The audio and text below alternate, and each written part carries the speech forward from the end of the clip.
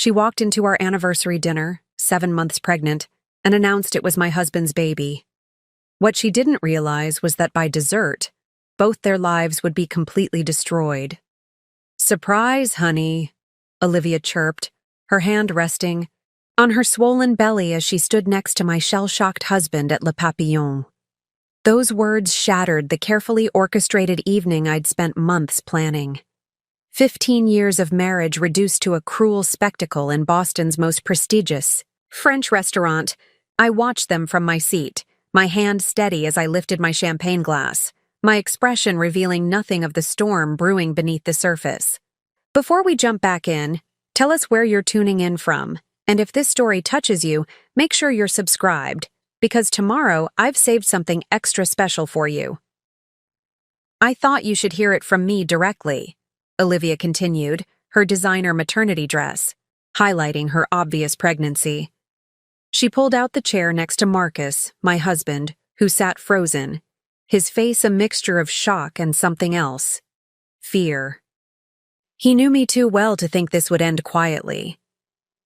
The candlelight caught the sapphire pendant around her neck, my mother's necklace, which had mysteriously disappeared during our summer house renovation. How fitting that she'd chosen tonight. To wear it? Another little twist of the knife. But what neither of them knew was that I'd been waiting for this moment, orchestrating every detail of what would follow. Marcus finally found his voice. "Rebecca, I can explain," he started, but I raised my hand, silencing him with a gesture. The restaurant's soft lighting caught my wedding ring, a bitter reminder of vows soon to be shattered. "Please, sit down, Olivia," I said, my voice carrying that same warmth I'd used countless times with frightened patients in my oncology ward. "Since you've made this evening so memorable, you might as well join us." The irony of my invitation was lost on them both.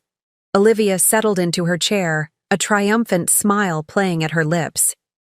At 28, she was 13 years my junior, a fact Marcus had obviously found enticing when he hired her as his new hospital administrator last year. She had no idea she was walking into a trap that had been months in the making. I glanced around Le Papillon's elegant dining room, noting the strategic placement of security cameras I'd meticulously mapped out weeks ago. Every angle would capture what was about to unfold. The maitre d' caught my eye and gave an imperceptible nod. Everything was in place. "How far along are you?" I asked, taking another sip of champagne. The vintage Dom Perignon, Marcus's favorite, had been my choice for this evening. He always did have expensive taste, in everything from women to wine. 7 months, Olivia replied, her hand protectively cradling her belly. "Due in January." She reached for Marcus's hand on the table, a gesture meant to wound. He withdrew, it quickly, his eyes darting between us. I allowed myself a small smile. 7 months, exactly as my private investigator had reported. The timing couldn't have been more perfect if I'd planned it myself. And in a way, I had. "Fascinating," I murmured, reaching for my purse. "Then you must have conceived right around the time of the hospital's annual fundraising gala, the night Marcus gave that moving speech about medical ethics and family values." The color drained slightly from Olivia's face. Marcus shifted uncomfortably in his chair, his expertise in reading patient symptoms now turned against him as he tried to decipher my too calm demeanor. "Rebecca," he began again, his voice taking on that authoritative tone he used with junior residents. "This isn't how I wanted you to find out. I was going to tell you—" "When?" I interrupted softly. "After the baby was born? Or perhaps after you'd finished transferring hospital funds into your private accounts?" The wine glass in his hand froze halfway to his lips. Olivia's triumphant smile faltered for the first time that evening. Neither of them had expected this level of knowledge, this calm recitation of facts that shouldn't have been in my possession. "I don't know what you're talking about," Marcus said, but the slight tremor in his voice betrayed him. 15 years of marriage had taught me every tell, every micro-expression that signaled his lies. I reached into my purse and withdrew an envelope, placing it carefully on the crisp white tablecloth. I think you do, just like you know about the falsified patient records, the insurance fraud, and the mysterious deaths in the experimental treatment wing. Olivia's face had lost its rosy glow. Marcus, what is she talking about? I turned to her, genuine pity mixing with satisfaction. Oh, Olivia. Did you really think you were special? That you were the first? Perhaps you should ask him about Dr. Sarah Martinez from 3 years ago. Or Nurse Jessica Thompson before that, though neither of them was foolish enough to get pregnant. The maitre d' approached our table with practiced grace, carrying another envelope. As requested, madame, he said, presenting it to me with a slight bow. Right on schedule. What's going on? Marcus demanded, his composure cracking. He hadn't noticed that I'd been orchestrating this evening from the start, that his dramatic revelation had played right into my hands. I picked up my champagne glass one final time, studying how the bubbles caught the light. This was just the beginning, the first domino in an elaborate sequence that would unravel everything Marcus had built. By morning, his perfect world, his reputation, his career, his freedom, would be in shambles. Well, I said, setting down my glass with deliberate care, since we're all sharing surprises tonight, I have a few of my own. I opened the first envelope with deliberate slowness, aware of Marcus's increasingly anxious stare. The memories of our shared past flashed through my mind as I withdrew the contents. Medical records, death certificates, and a USB drive that made Olivia's perfectly glossed lips part in surprise. What is this? Marcus demanded, his confident demeanor cracking further. His hand reached for the documents, but I held them just out of reach. History, I replied simply, laying out the first document. This is the death certificate of Janet Morrison, age 42, who died in your experimental treatment wing 3 months ago. Her insurance policy paid out $2 million. I placed another document beside it. And here's Thomas Chin, age 38. Another tragic loss in your care. Another multi-million-dollar policy. Those were legitimate deaths, Marcus protested, but his voice had lost its usual authority. Terminal patients who didn't respond to treatment. Except they weren't terminal, were they? I spread out more documents across the pristine tablecloth. These are their original medical charts, before you altered them, before you convinced them to join your experimental program, before you convinced them to change their insurance beneficiaries. Olivia's hand had dropped from her belly, her triumphant expression replaced by growing horror. Marcus, what did you do? I turned to her, my voice gentle. Did you ever wonder how he could afford that penthouse where he took you? Those weekend trips to the Hamptons? The designer wardrobe he bought you? I paused, letting the implications sink in. Blood money, Olivia. All of it. The restaurant's ambient noise seemed to fade as I continued my revelation. The other diners, the soft classical music, the gentle clink of silverware, all became background to our unfolding drama. You see, I continued, while you were playing house with my husband, I was tracking something far more sinister than just infidelity. Did you know that the mortality rate in Marcus's experimental wing is 3 times higher than the national average? That every single patient who died had recently updated their insurance policies? Marcus's face had turned ashen. You're making wild accusations without any proof. Proof? I smiled, sliding the USB drive across the table. Like the video footage from the hospital security cameras showing you falsifying medical records? Or perhaps the recorded conversations with insurance adjusters. I've been gathering evidence for months, darling. Ever since I noticed the pattern of deaths in your department. I reached for the second envelope the maitre d' had delivered. But that's not even the most interesting part. Would you like to know what else I discovered, Olivia? About your own medical history? Her hand instinctively went back to her pregnant belly, protective and fearful. What are you talking about? Preparing and narrating this story took us a lot of time, so if you are enjoying it, subscribe to our channel. It means a lot to us. Now back to the story. Your previous position at Memorial Hospital in Chicago, I said, watching her face carefully. The one that ended rather abruptly after certain prescription irregularities were discovered. The position that mysteriously vanished from your resume before Marcus hired you. The color drained from her face completely. How did you— I'm an oncologist, dear. I have contacts at every major hospital in the country. Did you really think I wouldn't investigate the woman my husband hired right after 3 other qualified candidates mysteriously withdrew their applications? Marcus was starting to understand now. The carefully constructed facade he'd built was crumbling, and with it, his composure. Rebecca, whatever you think you found— Found? I interrupted softly. Like the offshore accounts where you've been transferring the insurance payments. Or perhaps you mean the evidence that you've been prescribing unnecessary treatments to inflate insurance claims? Tell me, how many patients have you killed for profit? Olivia pushed back from the table, her chair scraping against the hardwood floor. I don't know anything about this. I never knew— Sit down, I said, my voice carrying an edge for the first time that evening. We're not finished yet. After all, you're carrying my husband's child. Don't you want to know what kind of man the father of your baby really is? The maitre d' appeared, again this time with a tablet. On the screen, security footage played silently. Marcus in his office, altering medical records late at night. Another clip showed him meeting with insurance adjusters, then making deposits at various banks. It's amazing what people will share when they discover they've been part of a medical fraud scheme, I mused.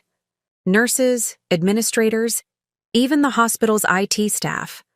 Once they realized what was happening, they were quite eager to help me document everything. Marcus's hand was shaking as he reached for his water glass. These are all lies. I've saved lives. I'm one of the most respected oncologists in the country. Were, I corrected gently. You were respected. By tomorrow morning, every major hospital board in the country will have copies of this evidence. The medical board, the insurance companies, the FBI, they'll all know what you've done.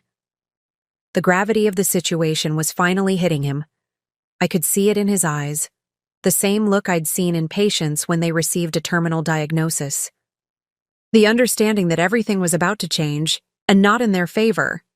As for you, Olivia, I continued, turning back to her, I suggest you consider your next moves very carefully. Accessory to medical fraud carries significant prison time, especially when it involves patient deaths.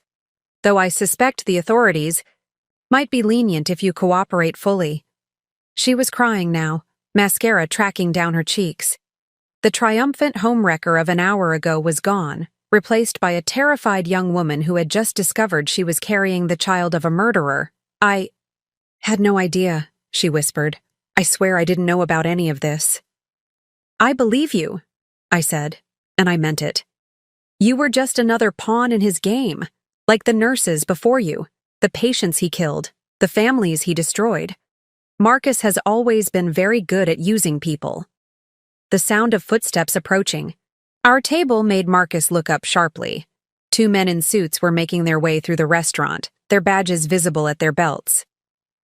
Right on schedule, I murmured, checking my watch. The FBI has been very interested in the evidence I've gathered. They've just been waiting for the right moment to make their move. Marcus stood up abruptly, his chair toppling backward with a crash that drew every eye in the restaurant. You can't do this to me, he hissed, his composed doctor's demeanor completely shattered. I built that department from nothing. Everything I did was to advance medical science. Advanced medical science? I repeated softly, rising to face him. Like Jennifer Adams, age 35, mother of 3? You convinced her she had stage 4 lymphoma when she was actually in remission. She died in your experimental wing 2 weeks after updating her life insurance policy. Was that advancing medical science, Marcus? The FBI agents were only steps away now.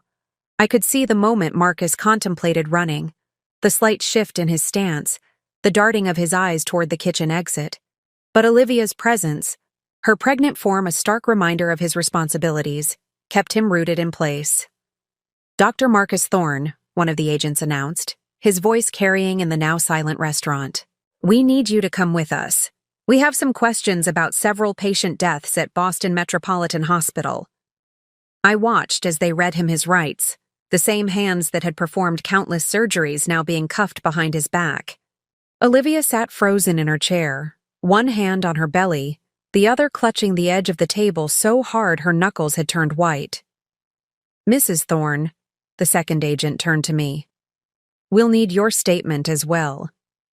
Your cooperation has been invaluable in this investigation." Marcus's head snapped up at that. "Investigation? How long have you been working with them?" The betrayal in his voice was almost comical, considering the circumstances. "Since Janet Morrison's death," I replied calmly. "Remember when I mentioned having lunch with her daughter last month?" Claire was quite interested to learn that her mother's cancer had been in remission before entering your care. She was even more interested in the life insurance policy you convinced her mother to take out. The memories of that lunch flooded back, Claire's tears turning to rage as I showed her the evidence, her mother's original medical charts proving the cancer had been responding to traditional treatment before Marcus intervened. It had been the turning point in my investigation, the moment I knew I couldn't just walk away with a divorce settlement. "Agent Cooper," I said, addressing the lead FBI agent, "you'll find additional documentation in the hospital's backup servers. The access codes are in the files I provided. Pay particular attention to the records from the last 3 years. That's when the pattern of suspicious deaths began." Olivia suddenly lurched to her feet, her face pale. "I think I'm going to be sick," she mumbled, rushing toward the restroom. One of the female agents who had just arrived followed her, while curious diners pretended not to stare at our unfolding drama. "I did it for us," Marcus said suddenly, his voice breaking. "The department needed funding. The experimental treatments could have saved lives. We just needed more time, more resources." "Save it for your lawyer," Agent Cooper replied, but I raised my hand to interrupt. "No, let him speak," I said softly. "I want to hear him explain how killing patients for insurance money was helping anyone but himself. Tell me, Marcus, what noble purpose did the penthouse serve? The designer watches? The luxury cars?" I opened my phone and pulled up a series of photographs. Marcus at expensive restaurants with Olivia, shopping at high-end boutiques, viewing penthouses in Beacon Hill. "Your department's mortality rate jumped 312% after you started the experimental program, while your personal wealth increased by millions. Quite a coincidence, isn't it?" As they led Marcus away, I turned to the remaining agent. "You'll want to speak with Dr. Patterson in pathology. He's been falsifying death certificates to match Marcus's diagnosis. And check the pharmacy records. There's a pattern of medication errors that's too consistent to be accidental." The maitre d' approached again, this time with a concerned expression. "Madame, perhaps you'd be more comfortable in our private dining room, away from—" He gestured discreetly at the other diners, many of whom were now openly staring. "No need," I replied, gathering my things. "I believe our dinner is concluded."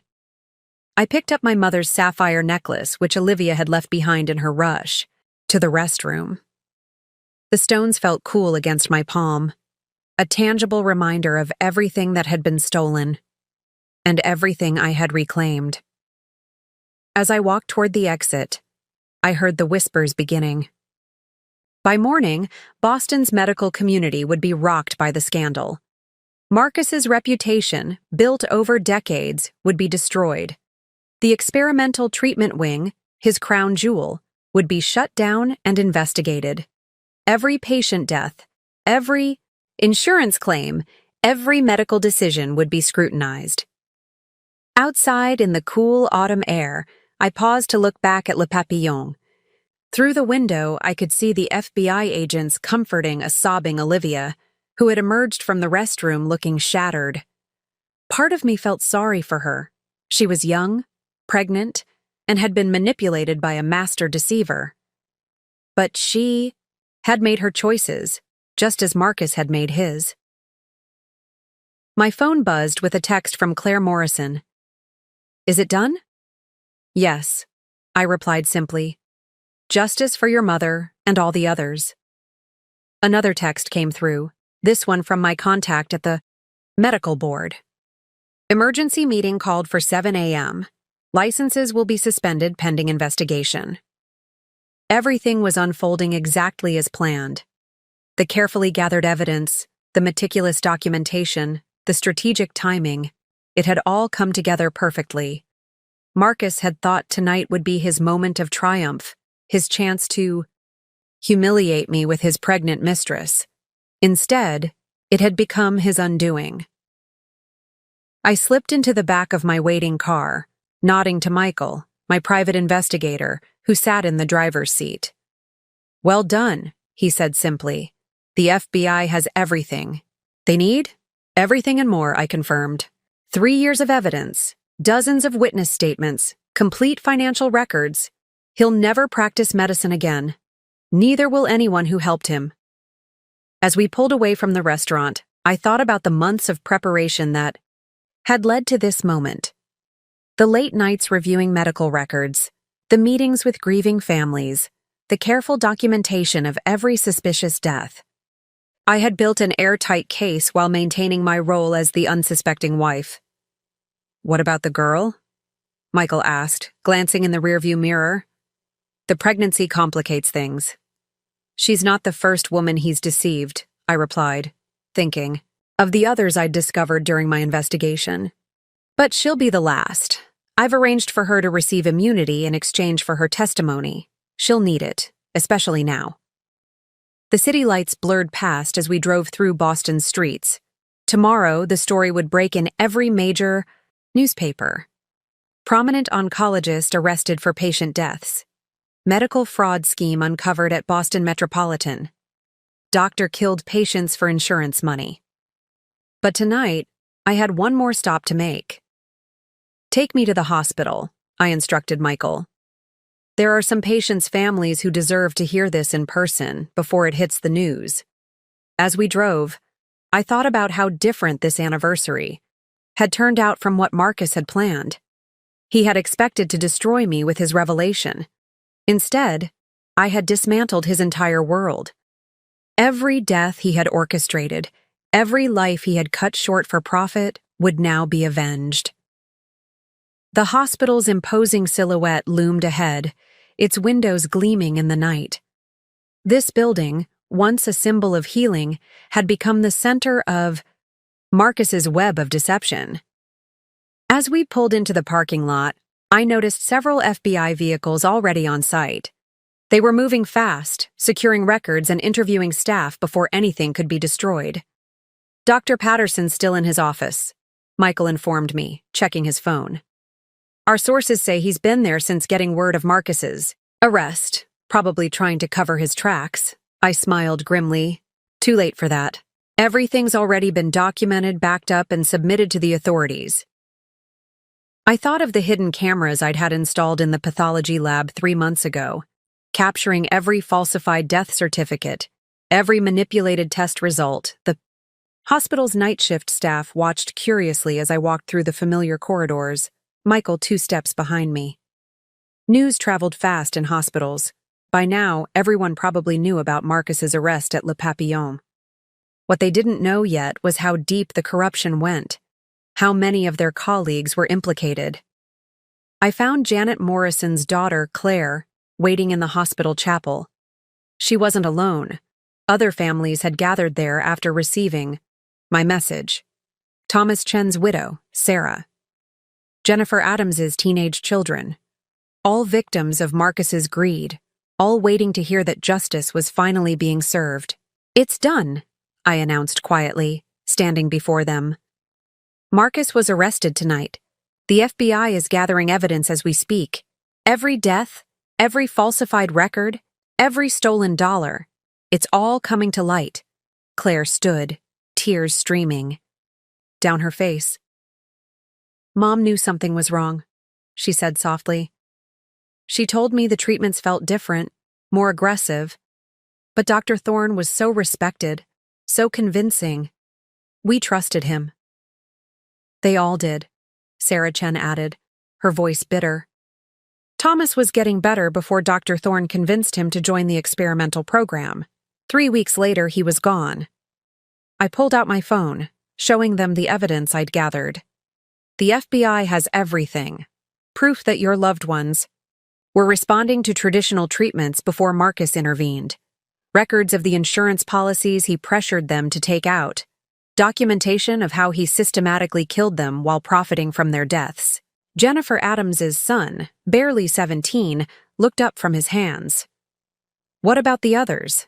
The patients still in his care? The FBI and medical board are reviewing every case, I assured him. Any patient under Marcus's care will be immediately transferred to other oncologists. A full audit of all his cases over the past 5 years is already underway.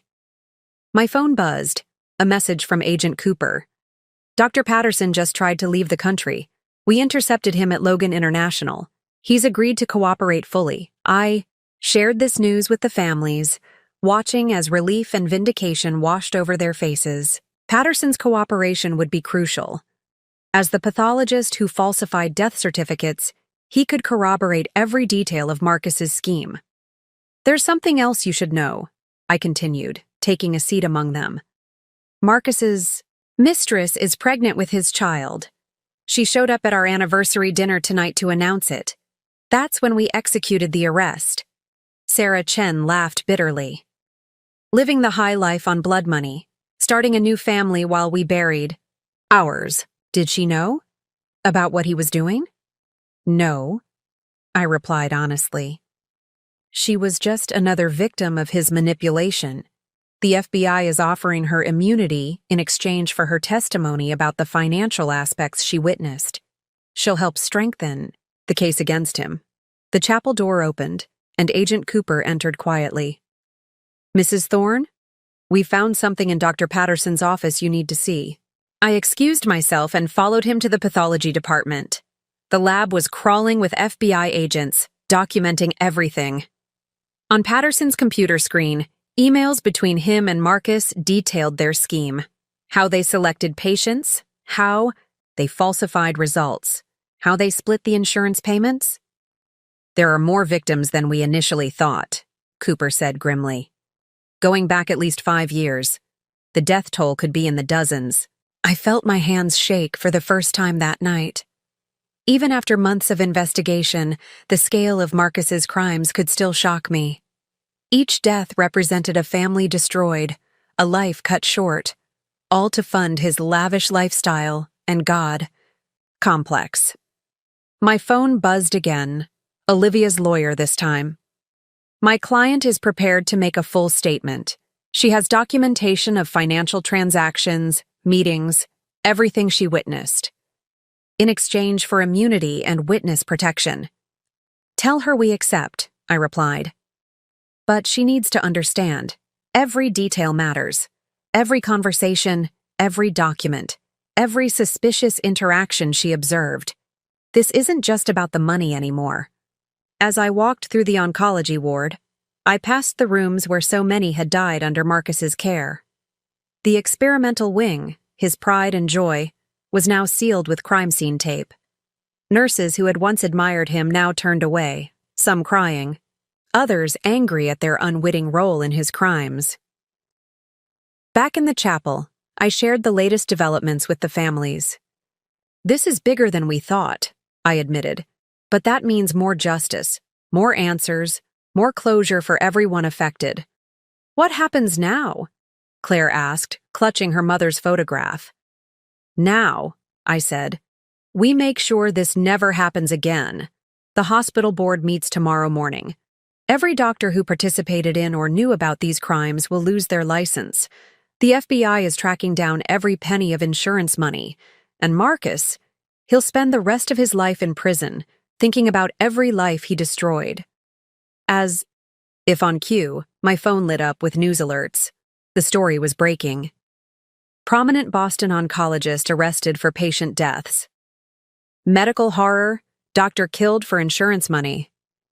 Pregnant mistress reveals all in hospital murder scheme. The families huddled together, reading the headlines. Their private grief was becoming public vindication. Their suspicions, dismissed for so long, were finally proven right. And Marcus's carefully constructed reputation was crumbling in real time. Dawn was breaking over Boston when I finally left the hospital. The night shift was ending, passing their duties to fresh-faced morning staff who arrived to find their workplace transformed into a crime scene. News vans had already gathered outside, their satellite dishes reaching toward the brightening sky like mechanical flowers.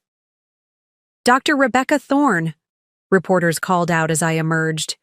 "Did you know about your husband's crimes? What about his pregnant mistress? How long has this been going on?" I paused at the top of the steps, considering my response. The story I told now would set the tone for everything that followed. "This is not about a husband's infidelity," I said clearly into the forest of microphones.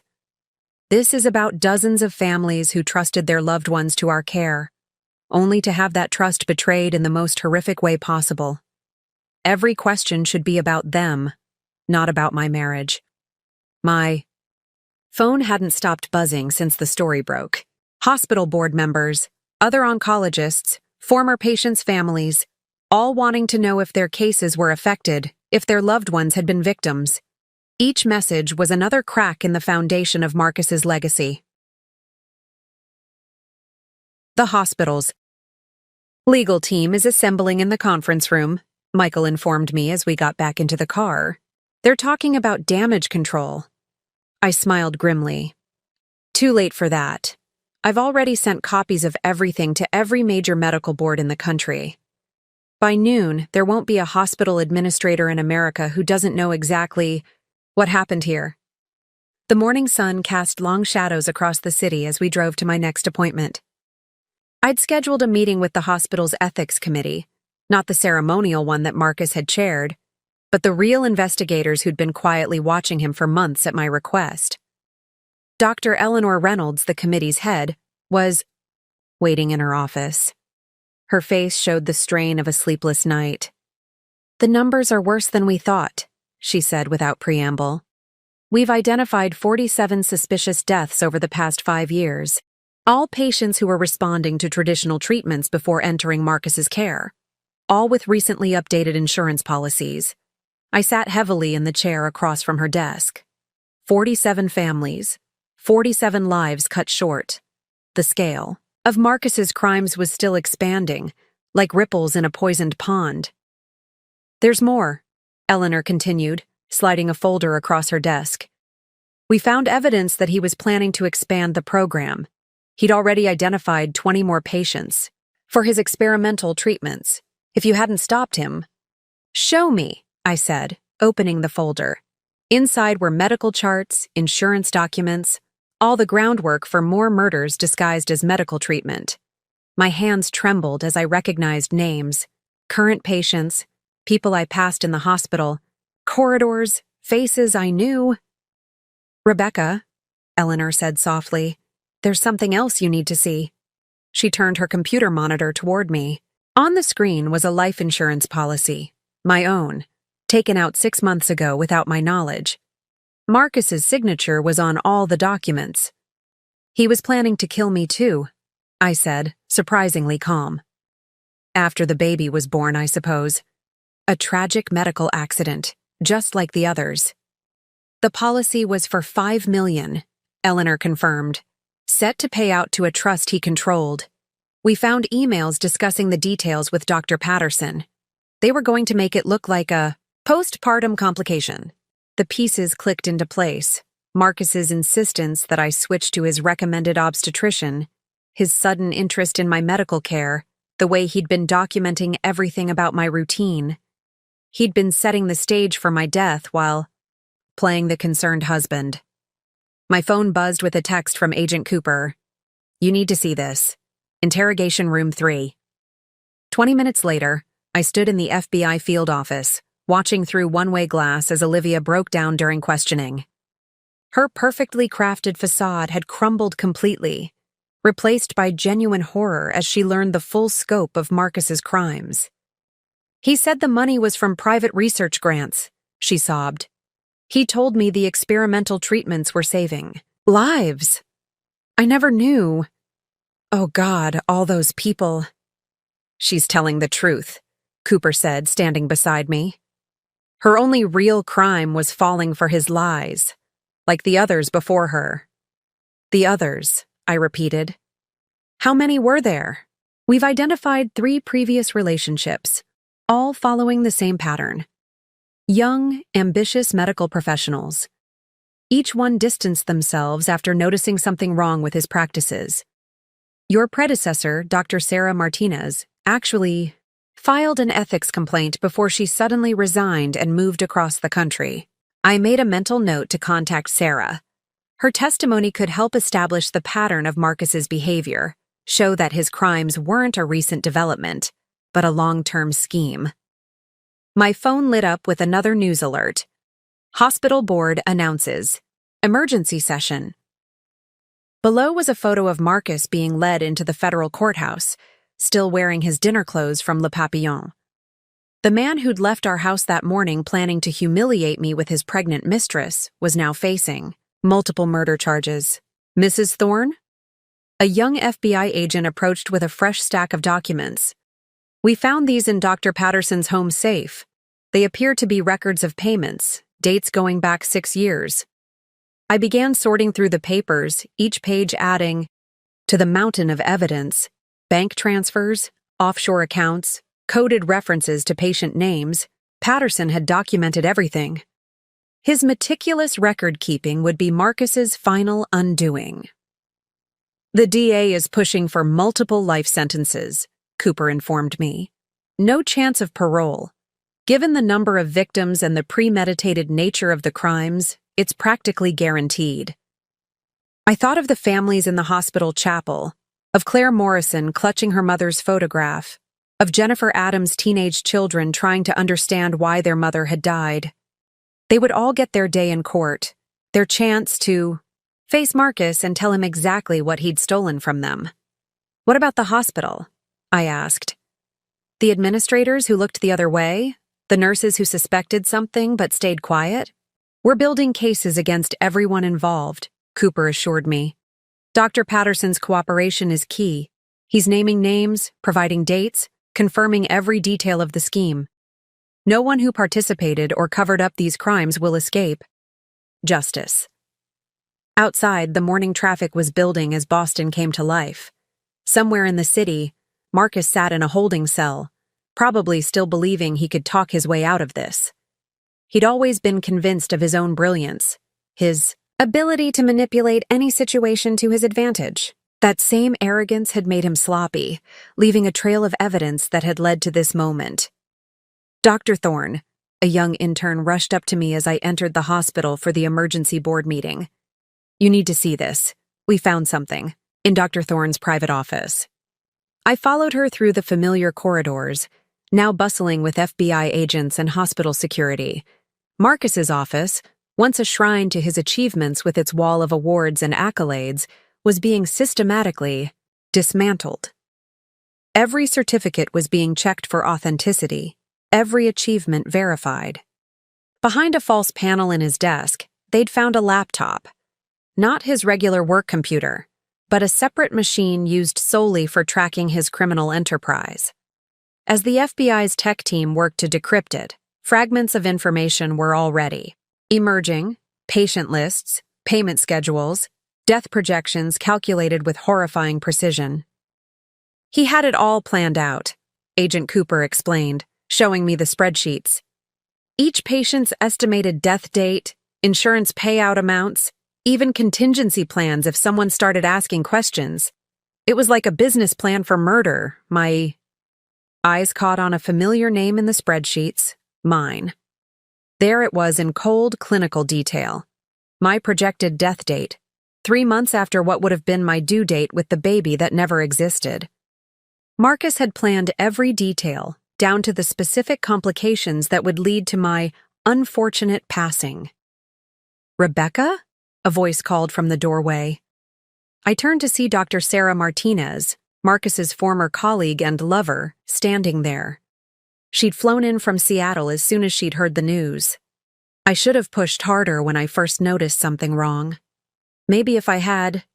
You tried, I reminded her gently. You filed reports, made complaints. But Marcus was too powerful, then too respected. No one wanted to believe it. Sarah moved into the office, her eyes taking in the chaos of the investigation.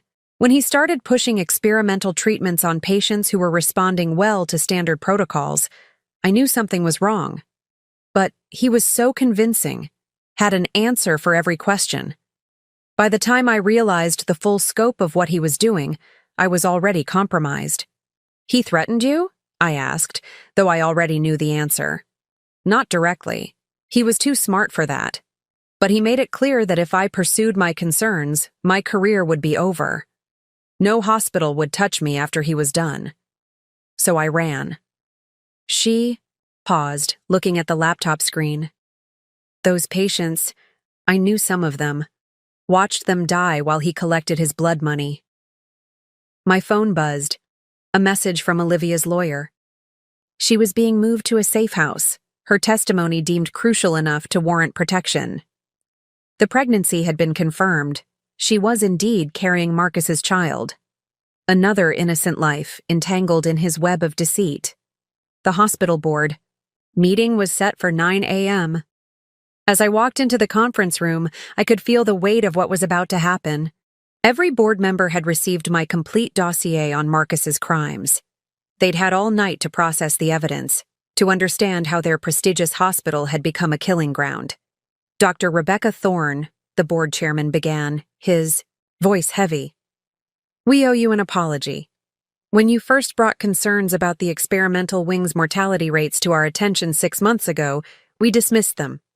We trusted Marcus's reputation over solid evidence. It's not about apologies, I replied, taking my seat. It's about making sure this never happens again. Every system that allowed Marcus to operate unchecked needs to be examined and overhauled. The meeting lasted hours. Every death was reviewed, every procedure questioned. The board voted unanimously to suspend all experimental treatments pending full investigation. A task force would be created to review every case Marcus had handled in the past decade. During a brief break, I stepped out to take a call from Agent Cooper. We've decoded more of the laptop's contents, he reported. Found evidence of similar schemes at other hospitals before he came to Boston. We're looking at potentially dozens more victims. The scale of Marcus's crimes kept expanding, like a cancer spreading through the medical community. Each new revelation brought more families forward, more suspicious deaths to investigate, more lives destroyed by his greed. There's something else, Cooper continued. We found correspondence between Marcus and several pharmaceutical companies. It appears he was using his patients to test unapproved treatments, falsifying the results to help get dangerous drugs fast-tracked for approval. I felt the room spin slightly. Even now, the depth of his depravity could still shock me. How many drugs? How many companies? At least 3 major pharmaceuticals. The FDA is already launching an investigation. This goes beyond individual murder. He was potentially endangering thousands of future patients with falsified drug trials. Back in the board meeting, decisions were being made rapidly. The hospital's entire research protocol would be restructured. External auditors would review all ongoing trials. Every death in the past 5 years would be independently investigated. What about the families? I asked, when they finally turned to the question of responsibility. The hospital's insurance can't begin to cover the damage done. We're establishing a victims' compensation fund, the chairman announced. Every penny Marcus earned through his crimes, every asset he acquired will be liquidated and distributed to the families. It won't bring back their loved ones, but it's a start. My phone lit up with another text, this one from Claire Morrison.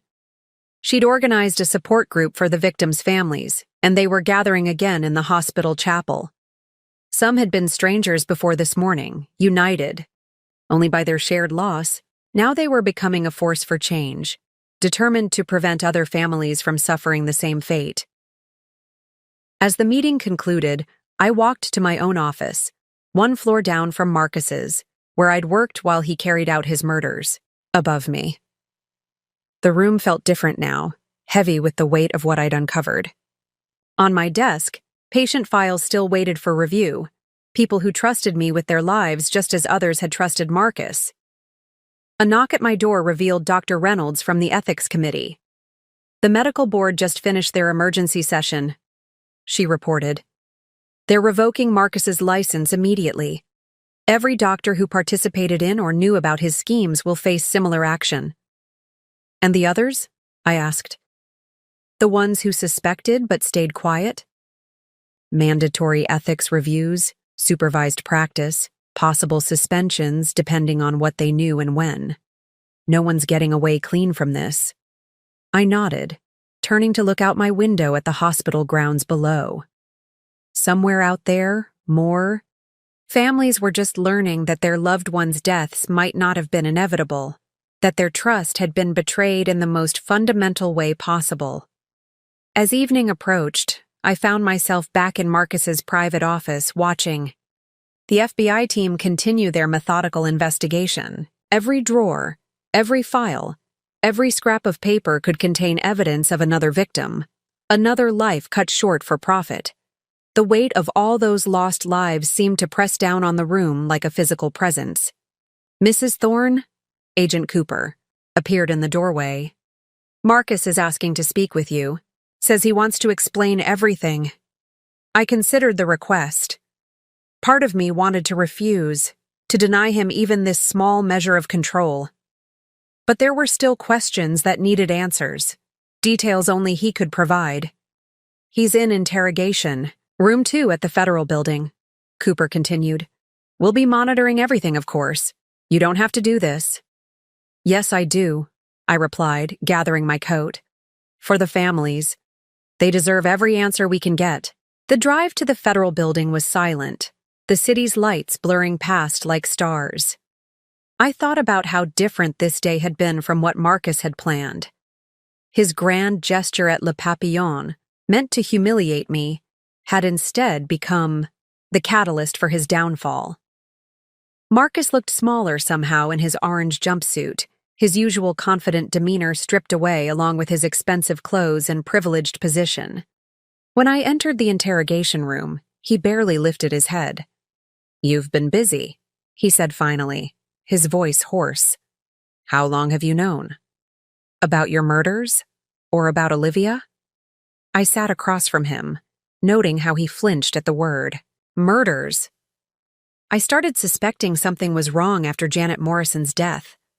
The timing was too convenient, the insurance payout too neat, but I had no idea how deep it went until I started digging. "They weren't murders," he protested weakly. "They were terminal patients. I was trying to advance medical science, find new treatments." "Save it for your lawyers, Marcus," I cut him off. "I've seen your laptop, the spreadsheets, the death projections. You calculated everything down to the expected insurance payouts. This wasn't about medicine. It was about money." He seemed to deflate further, his carefully constructed justifications crumbling. "The experimental wing needed funding. The traditional grants weren't enough. I thought, if I could just prove the treatments worked, by killing people who, we're getting better? By falsifying drug trials?" I leaned forward. "What about me, Marcus? Was I just another projection in your spreadsheet? Another convenient death to fund your research?" Color drained from his face. "You found that? The life insurance policy? The planned complications after my fictional pregnancy?" "Yes, I found it all." I pulled out my phone, showing him the evidence. "You were going to kill me just like the others. Make it look like a tragic medical error, all while starting a new life with Olivia and your real baby. Rebecca, please." He reached across the table, but I pulled back. "It wasn't like that. I loved you. Don't." My voice was ice. Don't you dare pretend this was about love. This was about control, about playing God. How many people did you kill, Marcus? What's the real number? He looked away, unable to meet my gaze. I didn't keep count. Liar. I slapped the spreadsheet printouts on the table. You counted everything. Every death, every dollar, every detail perfectly documented. 47 confirmed victims, so far, and we're still finding more. Plus the ones from your previous hospitals, the falsified drug trials. How many lives did you really destroy? I can make a deal, he said suddenly, desperately. I know things about other doctors, other hospitals. People who helped me looked the other way. Already taken care of, I informed him. Dr. Patterson is cooperating fully. So is everyone else involved. Your entire network is unraveling as we speak. Even the pharmaceutical companies are under investigation. His last hope of leverage vanished. Marcus slumped in his chair, the full weight of his situation finally hitting him. The baby, he said quietly. Olivia's baby. We'll never know you, I finished for him. Olivia's in witness protection. She'll testify against you, then disappear to start a new life. Your child will never have to carry the burden of your name or your crimes. You've thought of everything, haven't you? A hint of his old bitterness crept into his voice. The perfect revenge. This isn't about revenge, Marcus. It's about justice. For Janet Morrison, for Thomas Chen, for Jennifer Adams, for every life you cut short, every family you destroyed. I stood up, gathering my things. The DA is seeking multiple life sentences. You'll never practice medicine again. Never hurt another patient. Never. See your child grow up. Wait, he called as I reached the door. Was any of it real? Our marriage? I paused, hand on the doorknob. I loved you once, before I knew what you really were, before you became a murderer. Without looking back, I added, Goodbye, Marcus. Enjoy your life sentence. You've earned it. Outside the interrogation room, Agent Cooper was waiting with Dr. Reynolds. We got it all on tape, he confirmed. His reactions, his admissions, it'll help strengthen the case even further. The medical board wants to issue a formal statement, Dr. Reynolds added. They're asking if you'll speak at the press conference tomorrow. The families have specifically requested you as their representative. My phone buzzed with another text from Claire Morrison. The support group had grown, now including families from Marcus's previous hospitals. They were organizing, planning to lobby for stricter oversight of experimental treatments, better protection for patients. One more stop, I told Cooper. I need to see Olivia before she's moved to witness protection. The safe house was in a quiet suburb, unmarked and unremarkable. Olivia sat in the living room, her hands protectively cradling her pregnant belly. She looked up as I entered, her eyes red from crying. I'm so sorry, she whispered. I never knew, never suspected. I believe you, I said, sitting across from her. You were just another victim of his manipulation, but now you have a chance to make it right. Your testimony will help ensure he never hurts anyone else. The baby, she said, voicing her biggest fear. What will I tell them when they're older? How do you explain that their father is a serial killer? You tell them the truth, that you were strong enough to help stop him, that you chose justice over silence, that you protected them by making sure their father could never harm anyone else. 1 year later, the courtroom was packed for Marcus's sentencing. Families of his victims filled the gallery, each holding photographs of their loved ones. I sat in the front row beside Claire Morrison, watching as the man I'd once loved faced justice for his crimes. The trial had been exhaustive, lasting months as every death was examined, every piece of evidence scrutinized. Marcus's defense had crumbled in the face of overwhelming proof. The laptop's contents, Dr. Patterson's testimony, the pharmaceutical company's records, and most devastatingly, Olivia's statement about his admissions of guilt. "Will the defendant?" "Please rise," the judge instructed. Marcus stood slowly, a shell of his former self. Prison had aged him decades in just 1 year. "Dr. Marcus Thorne, you have been found guilty of 47 counts of first-degree murder, multiple counts of insurance fraud, medical malpractice, and conspiracy to commit fraud. The depth of your crimes against your patients, their families, and the medical profession itself is unprecedented." I watched Marcus's shoulders slump as the judge continued. "You took advantage of your position of trust to prey upon vulnerable patients for financial gain. You killed people who were recovering, who had hopes and dreams and families. You betrayed every oath you took as a physician." The judge paused, looking directly at Marcus. "This court sentences you to life imprisonment without the possibility of parole, to be served consecutively for each count of murder. You will never practice medicine again. You will never profit from your crimes. You will spend the rest of your life reflecting on the lives you destroyed." As Marcus was led away, I felt Claire squeeze my hand. Her mother's case had been among the first I'd discovered, the one that had started my investigation. Now, finally, she had justice. Outside the courthouse, reporters gathered for statements. The victims' families had asked me to speak for them, to give voice to their collective grief and triumph. "Today marks the end of a dark chapter in medical history," I began, looking into the cameras. "But it also marks a beginning. The Marcus Thorne Patient Protection Act, drafted by our survivors group and supported by medical boards nationwide, will ensure stricter oversight of experimental treatments. No family should ever again have to wonder if their loved one's death was part of a profit scheme." The law had been Claire's idea, born from those first meetings in the hospital chapel. It would require multiple independent reviews of experimental treatments, mandate transparency in insurance policies, and establish a national database to track unusual death patterns in medical trials. My phone buzzed with a text from Olivia. She'd relocated across the country with her baby daughter, starting fresh under a new identity. The photo showed a healthy, smiling infant, innocent of her father's crimes. "She'll never know him," Olivia had written. "Only the truth about how we helped stop him." Later that evening, I returned to the hospital for the first time in months.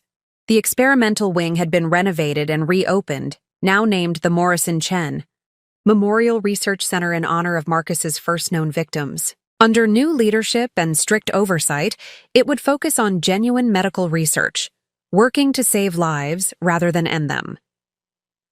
Dr. Sarah Martinez had taken over as head of oncology, her reputation restored after the truth about her earlier.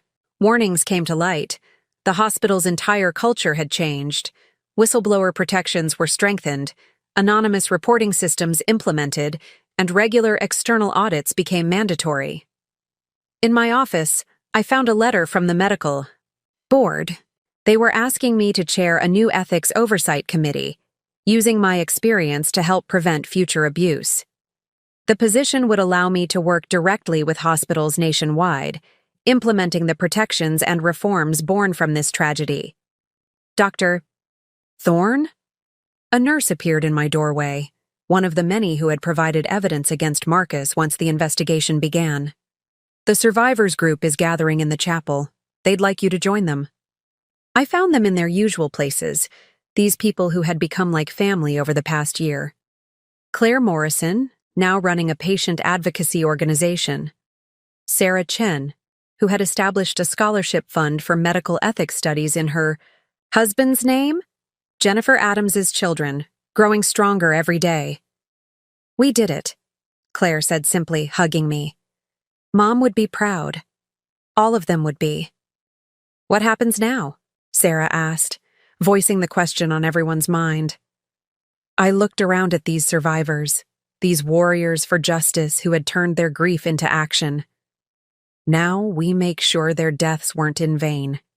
We keep fighting for change, for accountability, for protection of vulnerable patients.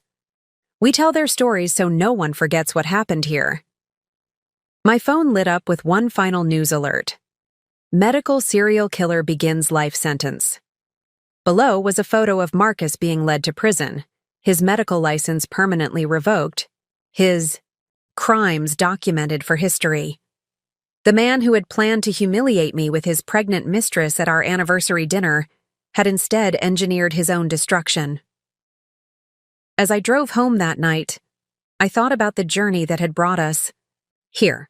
From that shocking moment at Le Papillon to today's sentencing, every step had been about more than just revenge. It had been about justice, about systemic change, about turning personal tragedy into positive action. Marcus had thought bringing Olivia to our anniversary dinner would be his moment of triumph. Instead, it had become the catalyst for his downfall, exposing not just his infidelity, but his years of calculated murders. His attempt to destroy me had led to his own destruction, his crimes exposed, his victims finally given justice. The city. Lights blurred past my windows as I thought about all we had accomplished. 47 families had closure. Countless future patients would be protected by new laws and oversight. A killer had been stopped, a corrupt system exposed and reformed.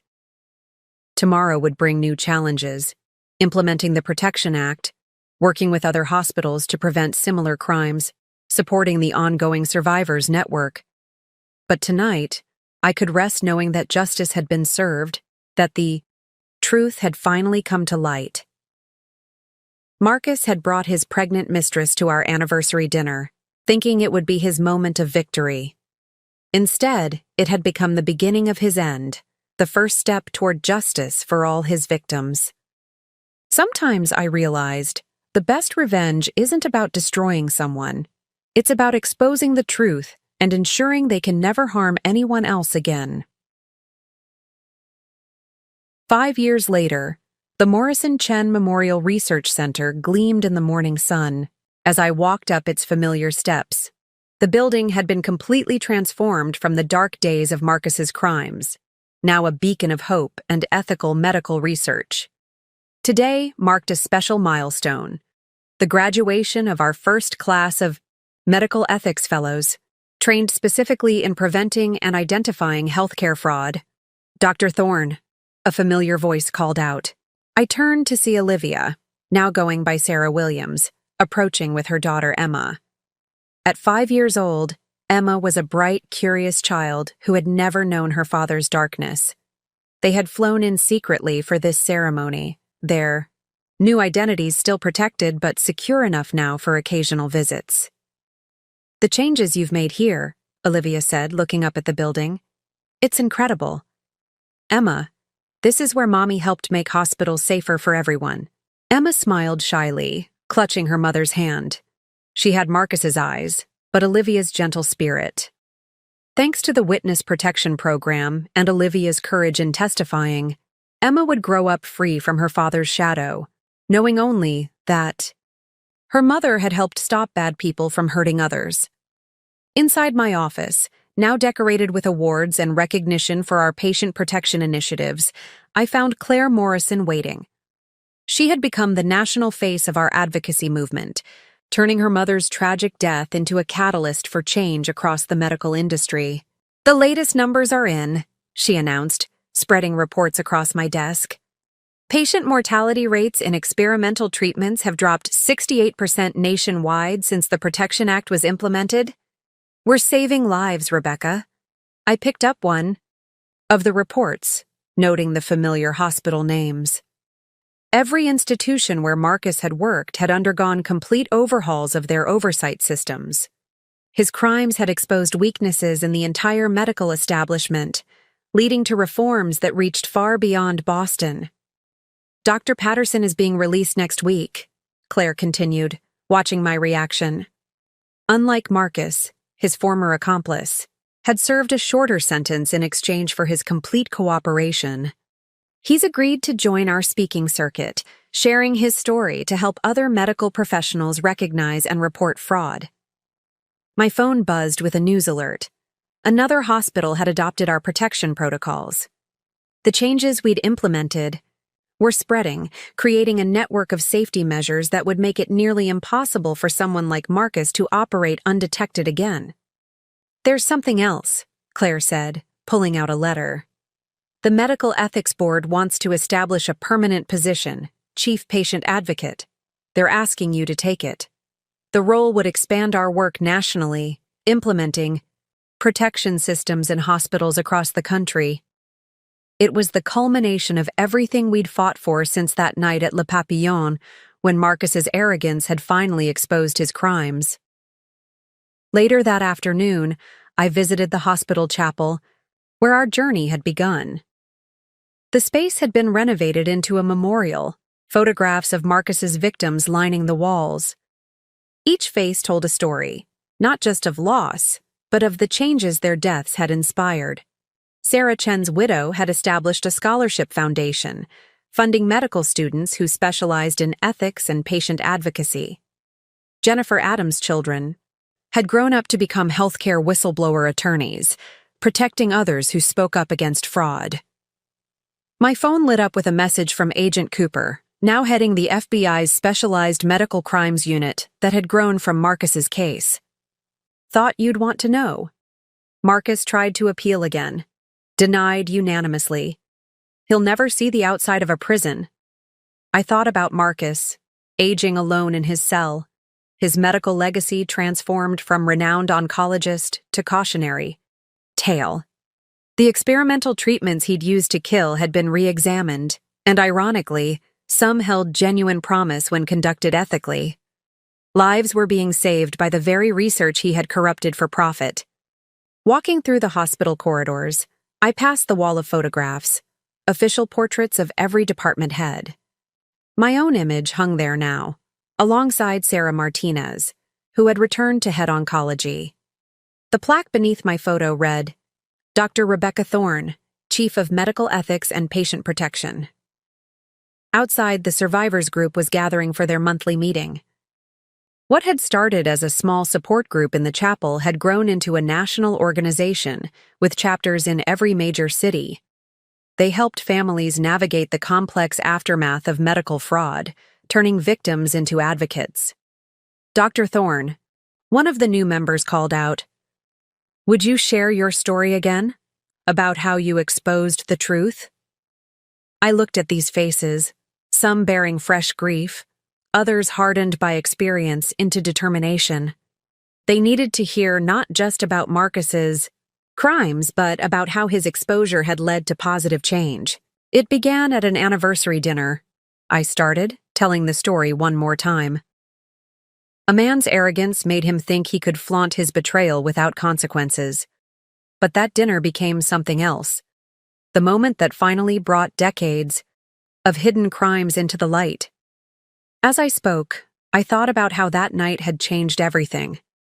Marcus had planned it as a cruel power play, bringing his pregnant mistress to humiliate me. Instead, it had become the catalyst for exposing his murders, saving countless future lives, and transforming the entire medical system.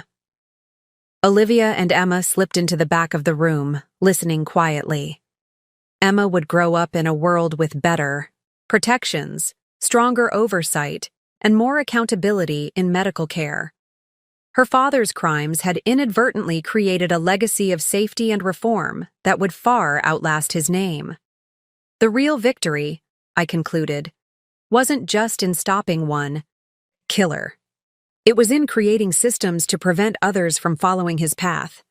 Every life saved by our new protections, every fraud prevented by our oversight measures, every whistleblower protected by our policies, these are the true measure of our success. Later that night, as I prepared to leave the hospital, I passed the former experimental wing where Marcus had once ended lives for profit. Now it housed some of the most rigorous and ethical medical research in the country, saving lives under strict oversight and transparent protocols. Marcus had brought his pregnant mistress to our anniversary dinner, thinking he was writing the end of our story. Instead, he had unknowingly written the beginning of something far more significant, a transformation in medical ethics that would protect patients for generations to come.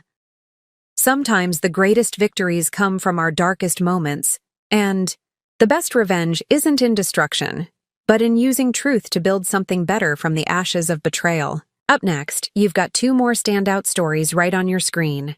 If this one hit the mark, you won't want to pass these up. Just click and check them out. And don't forget to subscribe and turn on the notification bell so you don't miss any upload from us.